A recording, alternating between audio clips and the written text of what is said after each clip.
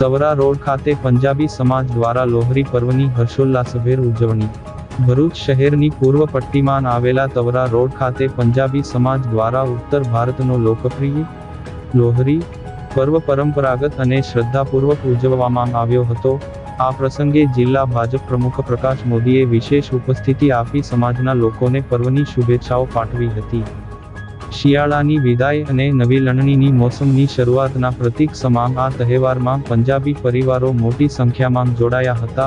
પરંપરાગત પોશાકમાં સજ્જ થઈને લોકોએ પવિત્ર અગ્નિ પ્રગટાવી તેની આસપાસ ભ્રમણ કર્યું હતું. વાતાવરણ પંજાબી ઢોલ નગારાના તાલે ગુંજી ઉઠ્યું હતું, જ્યાં યુવાઓ અને મહિલાઓએ પરંપરાગત ભાંગડા અને ગિદ્ધા નૃત્યની રમઝટ બોલાવી હતી. લોહરી એ પરસ્પર સૌહાર્દ અને ભાઈચારાનો સંદેશ આપતો તહેવાર છે. સૂર્ય જ્યારે મકર રાશિમાં પ્રવેશે છે ત્યારે આ પર્વની ઉજવણી કરવામાં આવે છે.